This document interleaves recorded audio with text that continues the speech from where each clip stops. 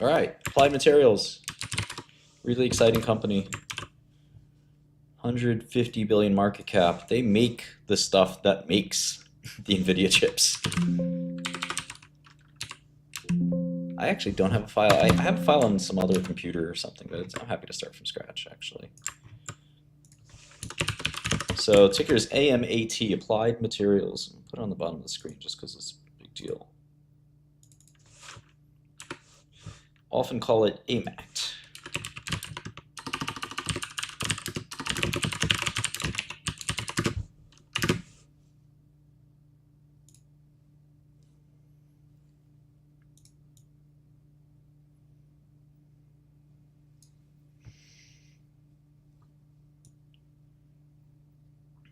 Okay. So AMAT, $145.40.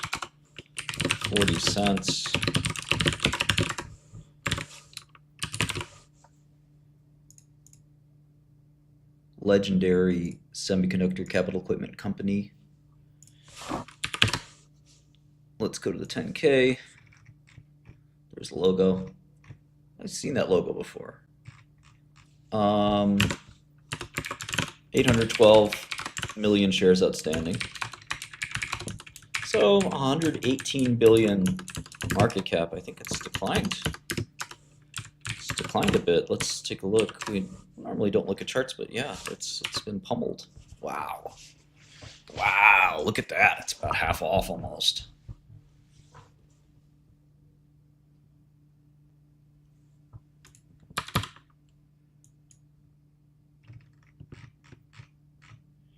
Okay. This is kind of a real semiconductor company. NVIDIA is kind of a magic semiconductor company. They don't seem to be at the whims of the business cycle, things like that. Normal semiconductor stuff. Proper semiconductor stuff. They're more just defy gravity.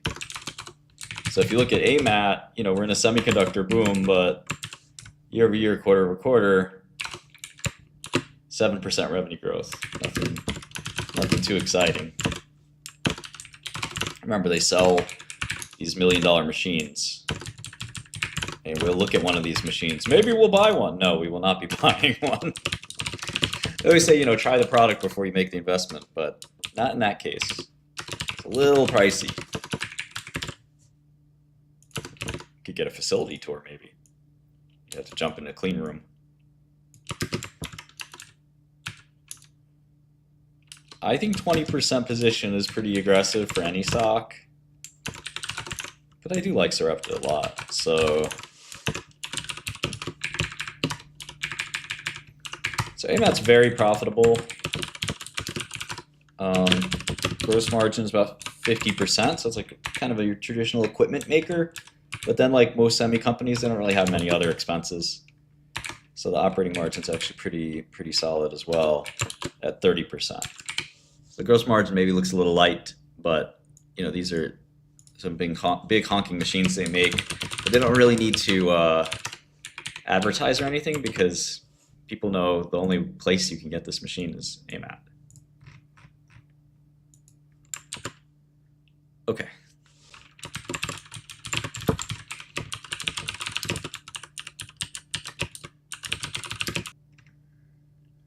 Huh. China was their biggest geography. China was the #1 geography. So, and in fact, revenue grew dramatically there. Korea was #2. I guess that's Samsung. Taiwan was #3. And Japan. Well, this is just, I guess, the breakdown of Asia. So let's look at the US.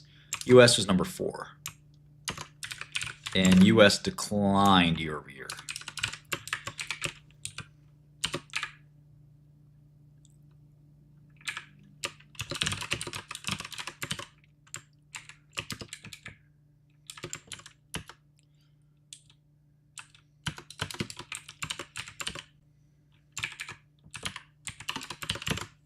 Interesting.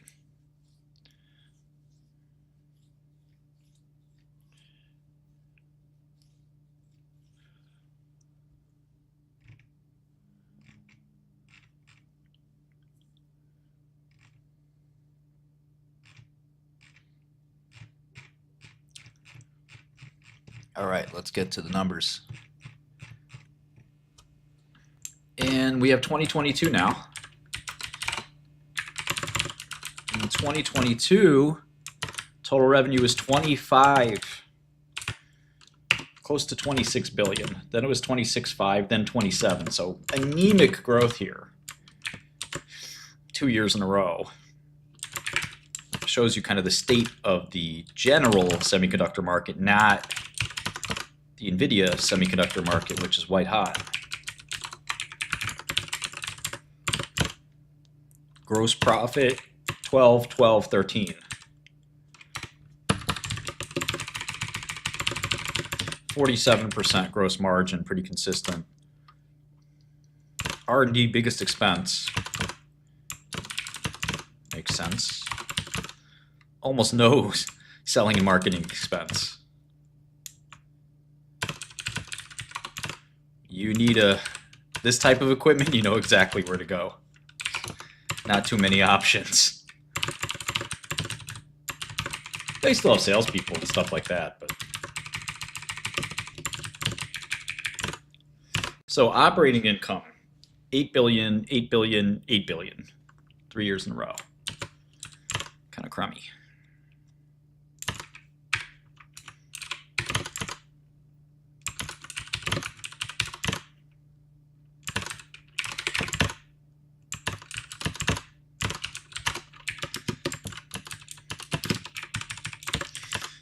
Okay. They've been doing stock buybacks. Net income, 6.5, 6.6, 6.6. 6.5, 6.6, 6.6. So it's like watching paint dry. But we have to go back some more years and kind of see what's up. What I really wanted to see is this cash flow statement, which is a little more volatile.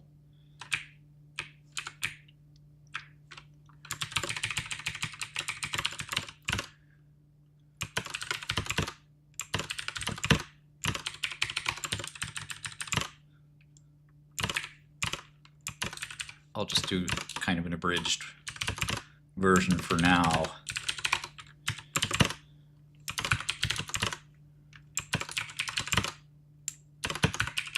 Okay, so free cash flow, 2022, 4.6 billion, and then 7.5-ish 2 years in a row.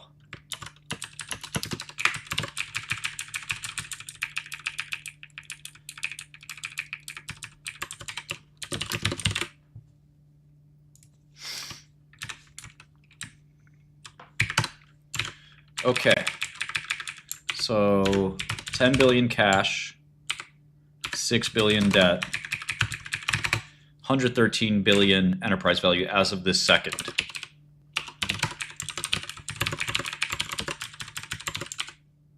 $7 billion free cash flow.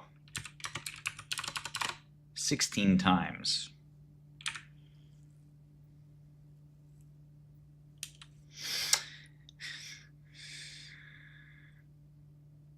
I mean, the fab build-outs in the US are probably bullish for Applied, right?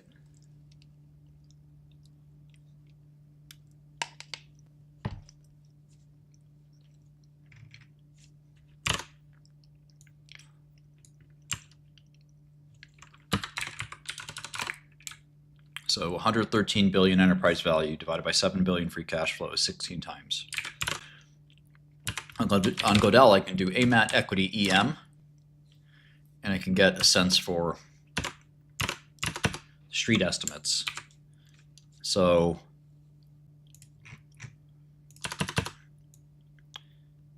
the reported earnings for 2023 was 811. I have 776, kind of a small difference depending on how you treat certain things. And then $8 instead of 861. I can look up what exactly is the delta there, but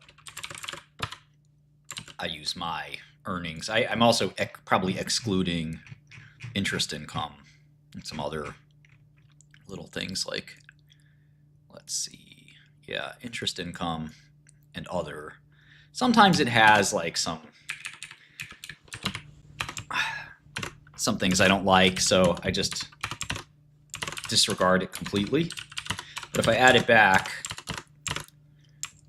you can see that I have the same numbers as they're on the terminal, 744, 811, and 861. You see that, chat?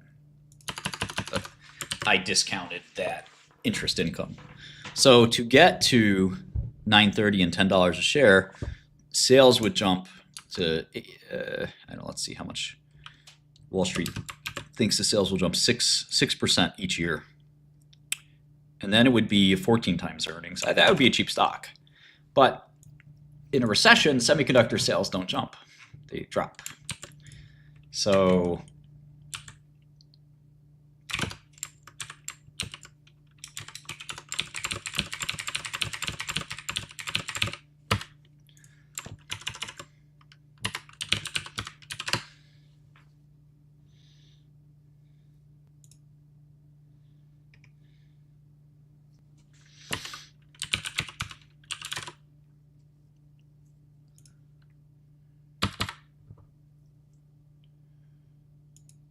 %6 optimistic. Those are Wall Street consensus published earnings estimates. So the leader in this field is, I'd say, FactSet, and they publish the consensus. Refinitiv does a good job too, as well as S&P Global.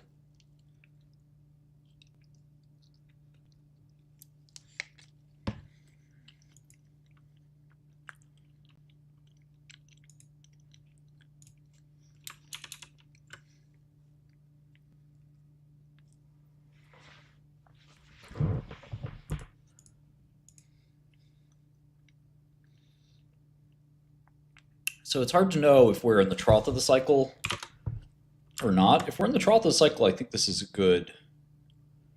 Well, not every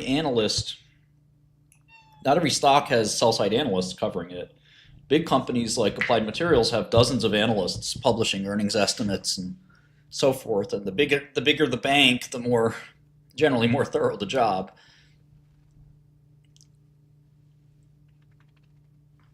Yeah, my portfolio is doing well here, up around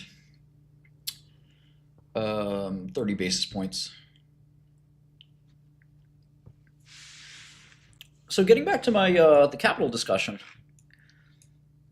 this is a company that's making $7 billion a year in cash flow on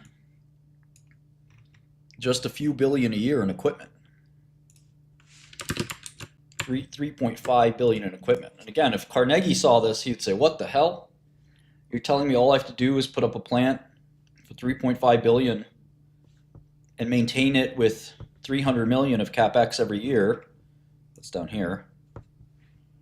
And I'm going to make 7 billion in perpetuity? That's insane. Now, granted, they only made 4 billion that one year. But typically, return on something should be in the single digit or double digit percentages. If you gave me a big stack of money and said, make me money, I would say maybe I can make you 10%, 15%. In a good year, maybe 20%. But here, think about it. AMAT has put up 3.5 billion in capital, long-term capital. They maintain it every year with another 300 or 400 million. Actually, that's every quarter. But gushes out double the money. And once you paid that 3.5 billion, you really just have to maintain it, which is only about $1 billion a year. So they're kind of making 7 times that maintenance capex. Shows you their margins are just ridiculously good. Now, it also probably shows you that doing this isn't that easy. All the trade secrets that they have to build this equipment, probably not very easy to replicate. And my guess is that, the companies that do this internally, their customers, I guess, are happy, and their customers have decided, they'd rather not do this stuff internally and make their own manufacturing equipment. Now, their customers are also probably very tied into them and aren't going to be very easy to just replace overnight. It may require huge investments in research as well, and their research is on the income statement. And that's kind of one of the keys here, is that this research is expensed, okay, on the income statement as an expense, but it probably belongs in CapEx. So if we do that, you can sort of see that the actual capital required is a little higher. But if we take it out of here, yeah, I mean, I would just shift it down to CapEx, I guess. In which case, the return is a little more modest. Stop acting like you know everything. I do. I do. What the fuck are you talking about? Compared to you, I know everything. Period. The end. And if you want to dispute that, call me up. Go ahead. Come in my Discord. Go ahead. Come to the Discord. Yeah, that's what I thought. That's what I fucking thought. Bitch. Bloody bitch.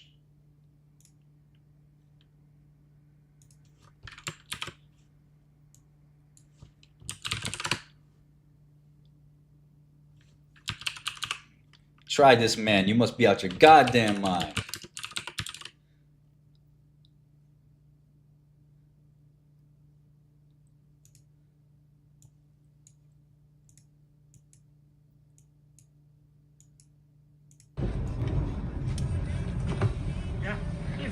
Then you go to hill and go down. Why you get fried, yes, man? why? Are you crazy? You're fucking paranoid, man. You are fucking. You fucking, you bloody. You bloody. Fuck you, bloody. Bastard bitch. You fuck you, bastard, fuck you. you. Bloody, fuck you, bloody. Fucking mother, bloody, fuck bitch. Bitch, you Bloody, what fuck you fucking bloody bastard. Benchwood, bloody. Benchwood, you. You blunder. No, but why? Bloody no. Why? Bloody Then fucking. if accident, then what you wanna do? Why you fuck me? I fuck you, bloody. I fuck you. Bloody bastard. Fucking running like lady, eh? Bloody. What the fuck, man? Fucking now shout at me, innit? Why you shouting at me? Because I am going to the work. If you don't do it, do to other places. Why you shouting? Because of this, you are doing. I don't know. You are doing like this. I think you are going to accident. No, shouting at me no good, man. Me no shout at you. But the thing is that, what you think if you do like this one, you are going at work and somebody else. But that like one, this. if you running like that one, you gonna fucking fall, innit? But Hurting yourself. But yeah, because of this, I saved myself. That one very icy road, man. Okay, have a nice day. Bye-bye. The casual, have a nice day.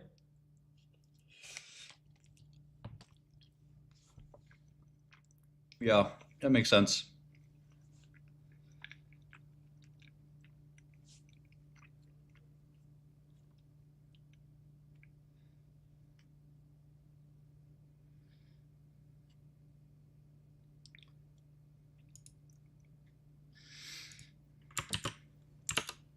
Okay.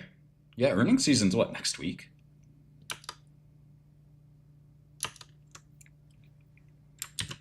You bloody.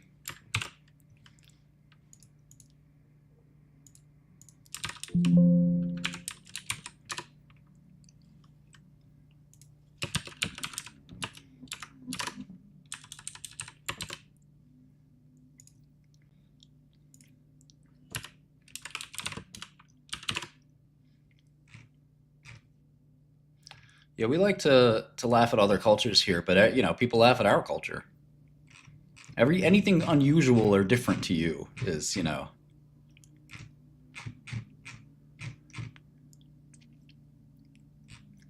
can be thought of as sort of humorous, but it's just because you haven't seen it before. All right, epitaxy is a technique for growing silicon as uniform crystalline structure on a wafer.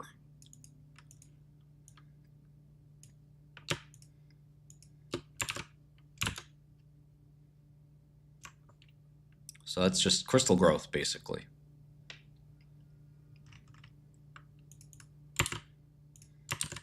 Ion implant.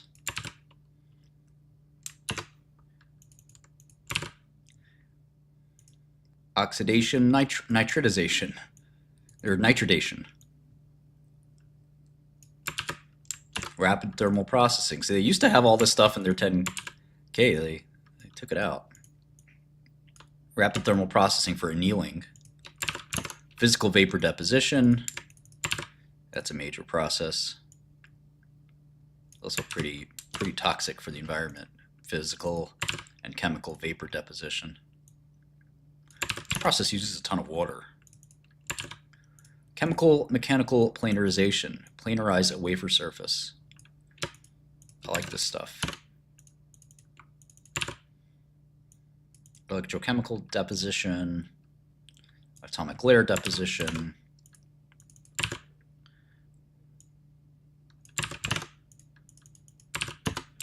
Etching. What's really interesting is even in 2009, the worst year imaginable, these guys still had positive cash flow. So kind of tells you they're doing everything right. The more I look at it, the more attracted I am to it. But, you know, I don't know this industry that well. I've been following these stocks on and off for 20 years. So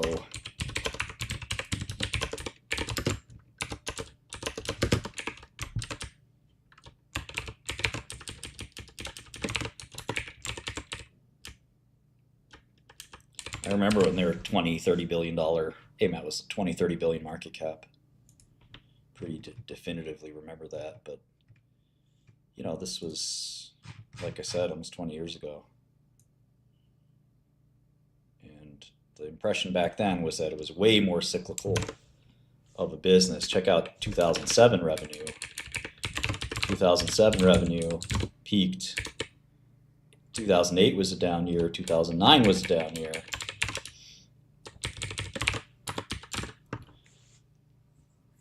But, you know, it came back.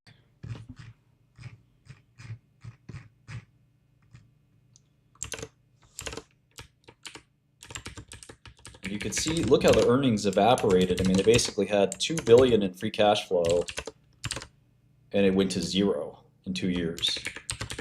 So that's, I mean, that's cyclical. It's just not the cyclicality. I guess these kids don't understand that kind of cyclicality. But that was a quick, you know, quick rebound.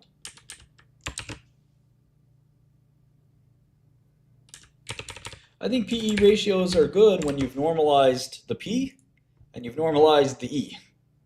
You have to normalize the P, which is pretty easy, which you don't want to use as market cap. You usually want to use enterprise value.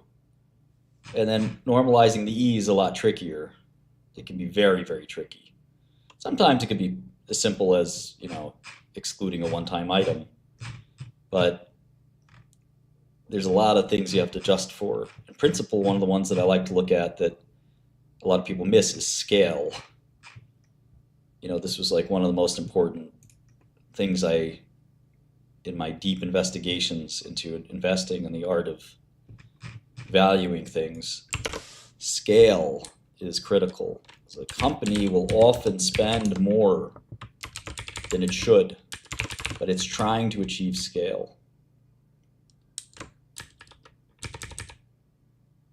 It's a very different from their actual true earnings power. I've never had a shitty job.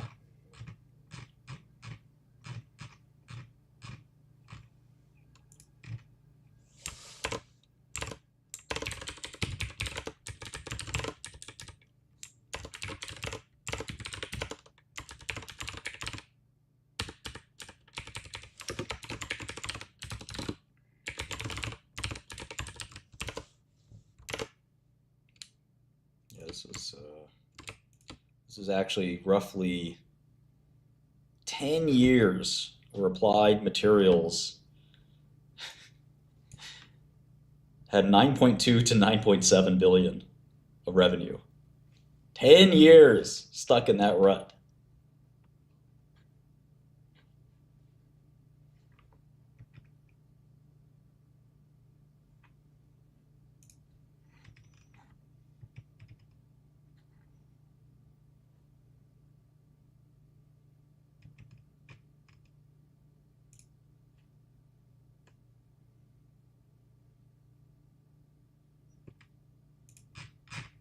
That's scaling well there, Lander. What just happened? Oh, my darn computer. All right, well,